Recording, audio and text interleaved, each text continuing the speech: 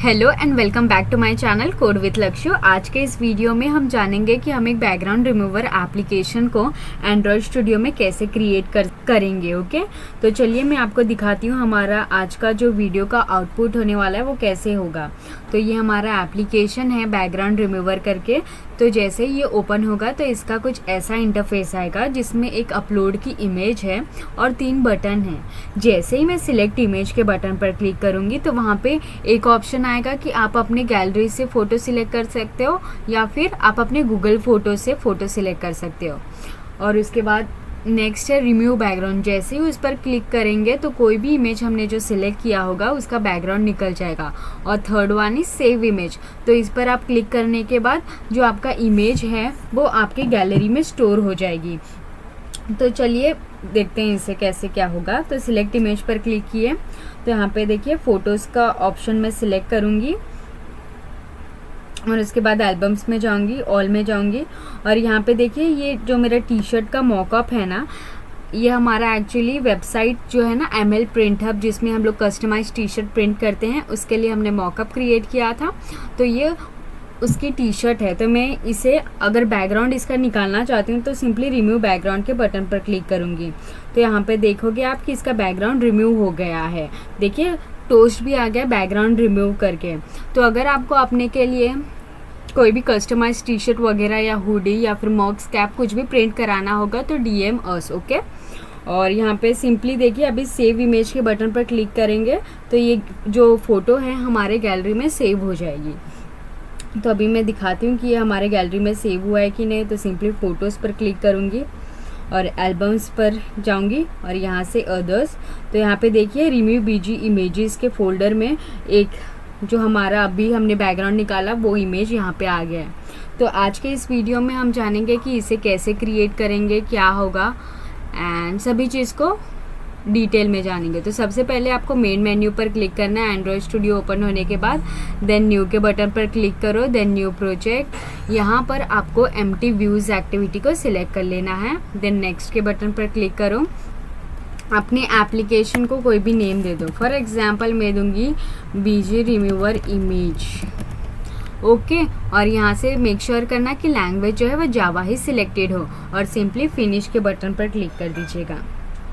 तो हम अपना जो एग्जिस्टिंग एप्लीकेशन है उसे क्लोज़ कर देते हैं। और सबसे पहले हम जान लेते हैं कि API होता क्या है। API होता है एप्लीकेशन प्रोग्रामिंग इंटरफेस। एक ऐसा तरीका है जिससे 2 सॉफ्टवेयर एप्लीकेशंस आपस में कम्युनिकेट कर सकते हैं। ये एक बीच का इंटरफेस है जो एप्लीकेशन को डेटा एक्सचेंज करने में मदद करता है। Remove.bg API स्पेसिफिकली एक ऑनलाइन टूल है जो इमेजेस का बैकग्राउंड ऑटोमेटिकली रिमूव करता है। जब हम Remove.bg API का यूज़ करते हैं तो हम इस API को एक इमेज भेजते हैं और ये API उस इमेज से बैकग्राउंड हटाकर प्रोसेस इमेज वापस भेजता है हमें।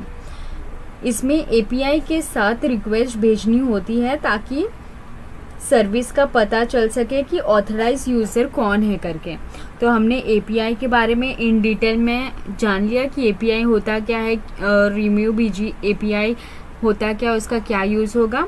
अभी नेक्स्ट हम जानेंगे कि कौन से हमें डिपेंडेंसीज लगेंगे हमारे एप्लीकेशन क्रिएट करने में। तो यहाँ पर हम अपने एप्लीकेशन में आ जाते हैं, प्रोजेक्ट में आ जाते हैं और उसके बाद यहाँ पर ये जो फोल्डर है, एक मैंने फाइल बनाया है जिसमें सारे डिपेंडेंसी है हमारे और हमारे बेस URL है, एंड पॉइंट है। तो ये वाला जो फाइल है ये मैं आपके साथ शेयर कर दूंगी।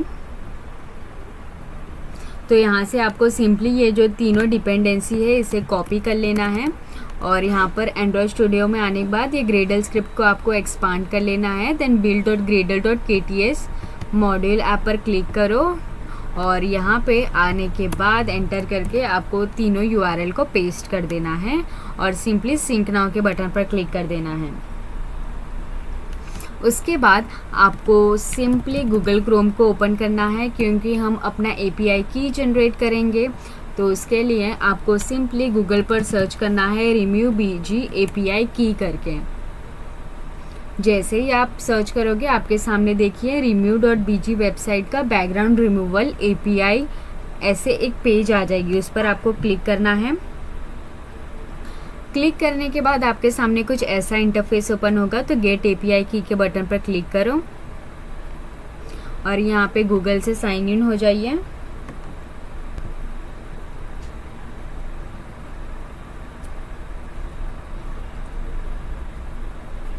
ओके और यहाँ पे आपको देखिए एक API कीज़ का ऑप्शन मिलेगा, उस पर आपको क्लिक कर देना है। आप नया API की भी जनरेट कर सकते हो, उसके लिए सिंपली आपको न्यू API की और यहाँ पे आपको नाम दे देना है। तो मैं नाम दे देती हूँ BG रिमूवर इमेजेस और आज का डेट क्या है 10, तो 10 दे देती हूँ और सिंपली क्रिएट API की के बटन पर क्लिक कर देती हूँ और ये वाले पेज को हम ऐसे ही ओपन रहने देते हैं। अब आएंगे हम हमारे प्रोजेक्ट में और यहाँ आने के बाद ये ऐप के फोल्डर को एक्सपांड करेंगे, देन मैनिफेस्ट के फोल्डर को एक्सपांड करेंगे। फिर यहाँ पे देखिए एंड्रॉयड manifest.xml ये वाले फोल्डर के अंदर आना है और हमें 3 परमिशन शेयर रहेंगे। सबसे पहले तो इंटरनेट परमिशन, नेक्स्ट होगा रीड एक्सटर्नल परमिशन करके एक्सटर्नल स्टोरेज का जो परमिशन होता है वो, और उसके बाद हमारा होगा राइट एक्सटर्नल स्टोरेज का परमिशन। ये 3 परमिशन आपको देना ज़रूरी है। उसके बाद यहाँ पे देखिए रिसोर्स का फोल्डर है ना, इसको आपको एक्सपांड करना है और ड्राइबल के फोल्डर पे आपको एक्सपांड कर लेना है और यहाँ पे देखिए ड्राइबल के फोल्डर पर राइट क्लिक करो, न्यू पर क्लिक करो और यहाँ से वेक्टर एसेट सिलेक्ट करो। ये क्यों सिलेक्ट करते हैं, क्योंकि हमें एक अपलोड इमेज का आइकन चाहिए। तो यहाँ पे जैसे ही आपने वेक्टर एसेट सिलेक्ट किया उसके बाद ये इंटरफेस आएगा, तो सिंपली ये आइकन पर क्लिक करो और यहाँ पे आपको जो भी काम के लिए चाहिए उसका आपको क्वेरी लिखना होगा, उसके रिलेटेड आइकन्स मिल जाएंगे। तो मैं ये वाला आइकन सिलेक्ट करती हूँ और सिंपली ओके के बटन पर क्लिक कर देती हूँ और यहाँ से फिर आपको ये वाले आइकन को नेम दे देना है। तो मैं नेम दे देती हूँ अपलोड अंडरस्कोर इमेज और सिंपली नेक्स्ट करती हूँ, फिर यहाँ से फिनिश कर देती हूँ। ओके उसके बाद हम अभी अपना जो एक्टिविटी main.xml है उसका कोडिंग करना स्टार्ट करेंगे। तो सबसे पहले तो हम यहाँ पे देखिए लेआउट का जो फोल्डर है उसको एक्सपांड करेंगे। यहाँ पे एक्टिविटी main.xml पर आएंगे, यहाँ से इसे स्प्लिट कर लेते हैं। ये कंस्ट्रेंट लेआउट है तो इसको निकाल के हम लोग लीनियर लेआउट ले लेते हैं, लीनियर लेआउट, और यहाँ पे इसको पैडिंग दे देते हैं 16 dp का और फिर इसका ओरिएंटेशन वर्टिकल सेट कर देते हैं। और अगर आपको बैकग्राउंड देना है तो आप दे सकते हो, मुझे नहीं देना है तो। और यहाँ पे फिर एक ग्रेविटी करके एट्रीब्यूट होगा, उसे सिलेक्ट कर लेना और इसे सेंटर सेट कर देना है। ये डिफ़ॉल्ट टेक्स्ट व्यू को हम रिमूव कर देते हैं क्योंकि उसकी ज़रूरत नहीं है। और उसके बाद हमें एक इमेज व्यू चाहिए रहेगा, तो हम सिंपली इमेज व्यू लिख देते हैं। इसको हम लोग विड्थ और हाइट इसका 300 dp सेट करते हैं और इसे एक आईडी दे देते हैं, आईडी।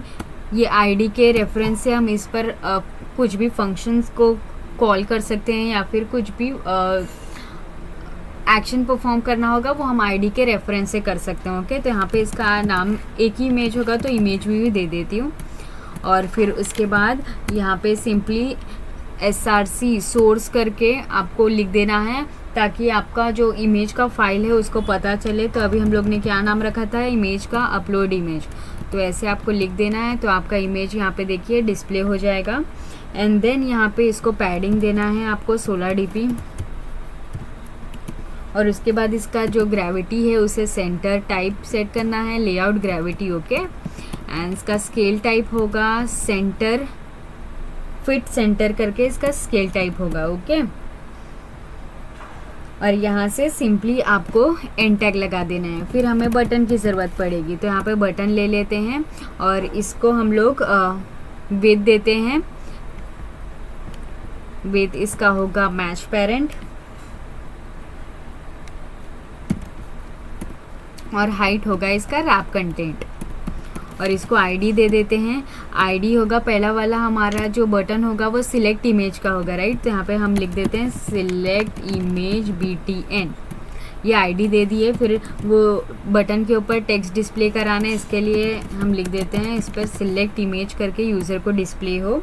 और फिर इसको हम लोग मार्जिन टॉप दे देते हैं, तो मार्जिन टॉप में दूंगी इसको 16 dp का। और उसके बाद यहाँ पे मैं इसको कैसे टेक्स्ट कलर देना चाहती हूँ, तो टेक्स्ट कलर हम इसको वाइट दे देते हैं। ये बटन को हम फिलहाल फॉल्स ही रखते हैं, एनेबल का जो ऑप्शन है ना उसे फॉल्स ही रखेंगे। ये क्यों ऐसे रखा है आपको आगे जाके पता चलेगा हमारे कोडिंग के सेक्शन में। ओके, तो इसे फॉल्स रख देना है। और सिंपली अगर आपको इसका बैकग्राउंड, ये बटन का बैकग्राउंड को चेंज करना है तो बैकग्राउंड टिंट ले लीजिए और यहाँ पे आपका जो हेक्स कलर कोड है उसे डाल दीजिएगा।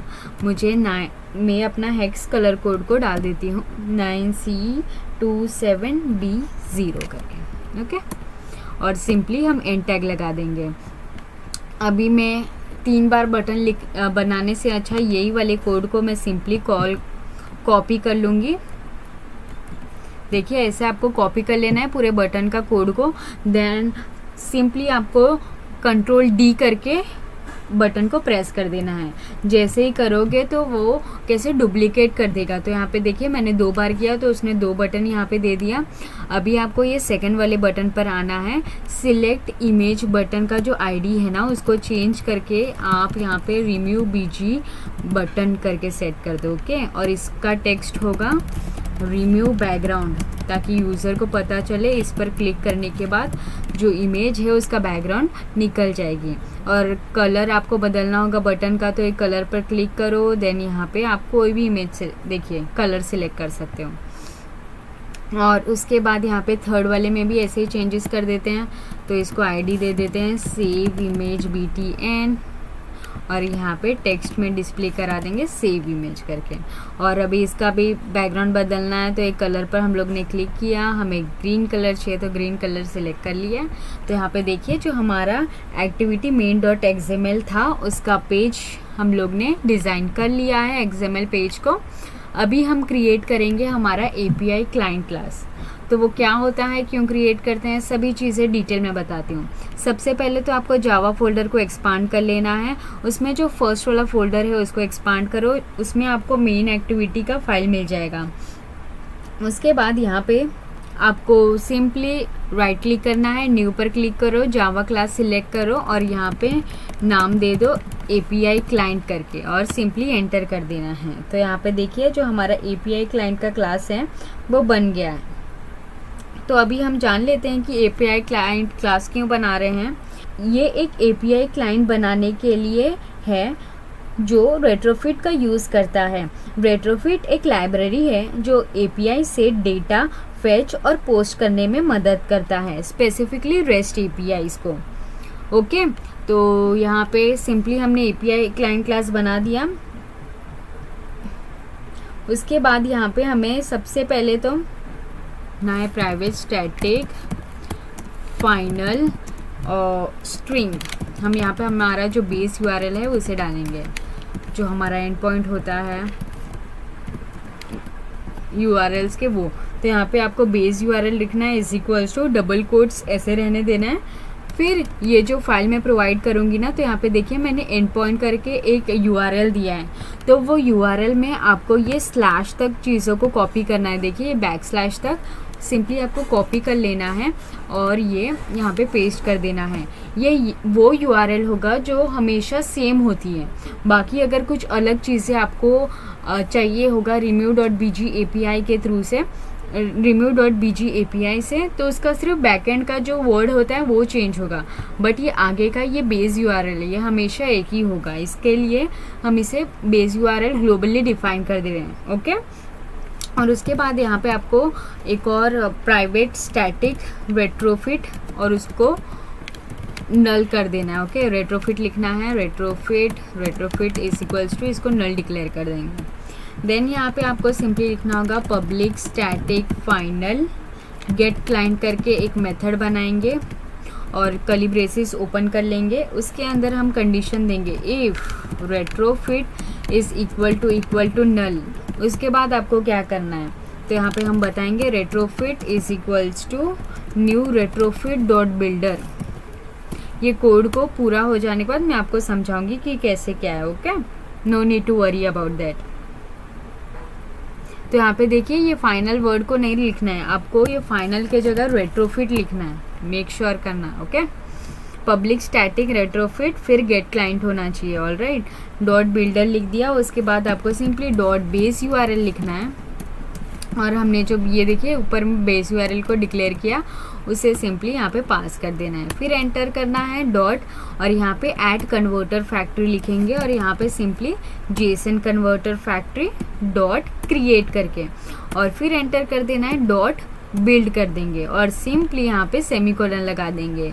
एक कर्ली ब्रेसेस छोड़ के आपको यहाँ पे लिखना होगा रिटर्न रेट्रोफिट करके। ओके, और यहाँ पे सेमीकोलन लगा देना है। अभी मैं आपको बताऊंगी ये लाइन जो हम लोग ने यहाँ पे डिक्लेयर किया वो क्या होता है। ओके, तो यहाँ पे देखिए ये एक बेस यूआरएल हमने क्रिएट किया, तो ये बेस यूआरएल एपीआई का बेस यूआरएल है जो रिमूव बीजी की एपीआई एंड पॉइंट को पॉइंट कर रहा है। यह बेस यूआरएल रिक्वेस्ट के लिए कॉमन रहेगा, मतलब जैसे कि मैंने कहा था कि कॉमन रहेगा वैसे। देन हम ये जो नल सेट किए वो वाले लाइन जान लेते हैं। ये रेट्रोफिट एक स्टैटिक वेरिएबल है जो रेट्रोफिट इंस्टेंस को होल्ड करेगा। इसे नल से इनिशियलाइज किया गया है ताकि इसे सिर्फ पहली बार कॉल होने पर ही इनिशियलाइज किया जाए। ओके, तो आपको समझ गया कि नल क्यों लिखा है हमने। अभी नेक्स्ट ये गेट क्लाइंट मेथड को मैं आपको विस्तार में समझाती हूँ। गेट क्लाइंट मेथड को हर बार रेट्रोफिट इंस्टेंस नहीं बनाना पड़ता, इसीलिए इसमें चेक है कि अगर रेट्रोफिट नल है तो ही नया बनेगा, और एल्स वो हर बार अपने जो एक बार क्रिएट हो गया वो उसे यूज़ करेगा, और अगर पहली बार बन रहा है तो ही वो नया बनाएगा। और बेस यूआरएल में तो हम लोग क्या करते हैं, ये मेथड बेस यूआरएल सेट करता है ताकि एपीआई की रिक्वेस्ट सही जा रही है कि नहीं चेक करने के लिए, ये वाला। देन नेक्स्ट आता है हमारा कन्वर्टर फैक्ट्री। ये Jason converter factory dot create को ऐड किया गया है जो जेसन रिस्पॉन्स को ऑटोमेटिकली जावा ऑब्जेक्ट्स में कन्वर्ट कर देगा। समझ में आई बात आपको। और फिर जो आखिरी का लाइन है बिल्ड, वो क्यों लिखा है, रेट्रोफिट डॉट बिल्डर सेटअप को कंप्लीट करता है और एक रेट्रोफिट ऑब्जेक्ट बनाता है। Got it. तो आपको ये एपीआई क्लाइंट क्लास के बारे में कोई डाउट रहेगी तो feel free to ask me and comment कर सकते हो, मैं आपका रिप्लाई ज़रूर दूंगी। एंड देन हम बनाते हैं हमारा एक इंटरफेस। तो इंटरफेस बनाने के लिए भी फोल्डर पर क्लिक करो, न्यू पर क्लिक करो, जावा क्लास सिलेक्ट करो, और यहाँ पे आपको सिंपली लिखना होगा रिमूव बीजी एपीआई, और यहाँ पे सिंपली आपको इंटरफेस को सिलेक्ट कर लेना है। तो देखिए ग्रीन कलर में आपको आई का एक आइकन दिखेगा, तो सिंपली एंटर कर देना। ऑलराइट, अभी हम जानेंगे कि रिमूव बीजी एपीआई क्या करेगा। ये रिमूव बीजी एपीआई इंटरफेस बनाता है जो रिमूव बीजी एपीआई को कॉल करने के लिए है। इसमें रेट्रोफिट लाइब्रेरी का यूज़ हो रहा है ताकि एपीआई से इमेज बैकग्राउंड को हटाने का काम किया जा सके। ठीक है, तो हमने ये ओवरव्यू तो समझ लिए। तो चलिए सबसे पहले इसका कोडिंग कर लेते हैं, फिर हर एक चीज़ को डिटेल में समझेंगे। सबसे पहले लिखना है @मल्टीपार्ट, एंटर करो, फिर @पोस्ट, मेक श्योर करना कैपिटल में हो, और फिर यहाँ पे आपको पैरेंथेसिस ओपन करके डबल कोट के अंदर ये वाले फाइल में आ जाना है। बैकस्लैश तक कॉपी किए थे, उसके बाद जो रिमेनिंग है उसे सिलेक्ट करेंगे और यहाँ पे आके पेस्ट कर देंगे। उसके बाद यहाँ पे आपको एंटर कर लेना है, कॉल लिखना है, और फिर उसके बाद यहाँ पे आपको ओपन टैग करने के बाद सिंपली लिखना होगा रिस्पॉन्स बॉडी, और यहाँ पे आपको रिमूव बैकग्राउंड करके एक मेथड क्रिएट करना है, और फिर यहाँ से पैरेंथेसिस के अंदर हमें कोड करना है। तो यहाँ पे हम लिखेंगे हेडर। ओके, और यहाँ पे ये फाइल के अंदर वापस आएंगे डबल कोट्स ओपन करके, और ये जो दिख रहा है ना एक्स एपीआई की, तो ये वाला हम पूरा यहाँ से कॉपी करेंगे जो डबल कोट्स के अंदर है। इसे कॉपी कर लिया, यहाँ पेस्ट कर देंगे। उसके बाद यहाँ पे हम बताएंगे ये स्ट्रिंग है और इसका नाम दे देते हैं हम एपीआई की, फिर कॉमा लगाएंगे, एंटर कर दो। @पार्ट लिखना है आपको, और यहाँ से हम लोग लिखेंगे मल्टी पार्ट बॉडी डॉट, और फिर यहाँ पे आपको पार्ट लिख देना है। तो यहाँ पे देखिए ये पार्ट पर एरर आ रही है, तो वहाँ पे कर्सर रखो, ऑल्ट एंटर कर दीजिए, तो वो एरर रिजॉल्व हो जाएगी। और यहाँ पे पार्ट लिखने के बाद सिंपली इमेज लिख देना, और यहाँ पे ये पैरेंथेसिस के बाद सेमीकोलन डाल देना है। अभी बढ़ते हैं एक कोड को समझने के लिए कि कौन सा लाइन का अर्थ क्या होता है। तो चलिए जानते हैं। तो सबसे पहले ये मल्टीपार्ट क्या करता है, ये मल्टीपार्ट क्यों यूज़ करता है, ये एनोटेशन बनाता है कि रिक्वेस्ट टाइप मल्टीपार्ट फॉर्मेट होगा, जो जनरली इमेजेस या फाइल भेजने के लिए यूज़ होती है। ठीक है, नेक्स्ट हमारा आता है पोस्ट। तो ये पोस्ट remove.bg, ये पोस्ट रिक्वेस्ट को डिफाइन करता है जो remove.bg एंड पॉइंट पर जाएगी। इसका मतलब है कि ये रिक्वेस्ट बेस यूआरएल के बाद remove.bg पाथ में पर होगी। ठीक है, ये रिक्वेस्ट जो हम लोग ने बेस यूआरएल दिया उसके बाद लगेगी, ऐसे बता रहा है वो। अभी रिस्पॉन्स बॉडी क्या करता है, ये एक असिंक्रोनस रिक्वेस्ट करता है और रिस्पॉन्स को हैंडल करता है, जो कि रिस्पॉन्स बॉडी टाइप का होगा। ठीक है, एंड देन हमारे पैरामीटर्स आते हैं, ये हेडर, और फिर ये सब क्यों लिखा है हमने, तो यहाँ पे देखिए ये पैरामीटर एपीआई की को हेडर में पास करता है, और ये देखिए लिखा है हमने एक्स एपीआई की को ऑथराइजेशन देने के लिए है। ठीक है, ये अपना जो एपीआई की है ना, उसको ऑथराइजेशन के लिए हम लोग ने ये यूज़ किया है।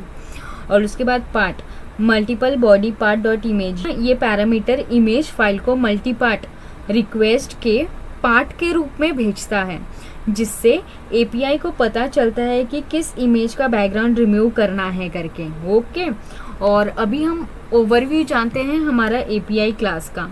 तो ये remove.bg एपीआई इंटरफेस एक रिमूव बैकग्राउंड मेथड डिफाइन करता है, जिससे हम एपीआई की और इमेज को remove.bg एपीआई पर पोस्ट रिक्वेस्ट के ज़रिए भेज सकते हैं।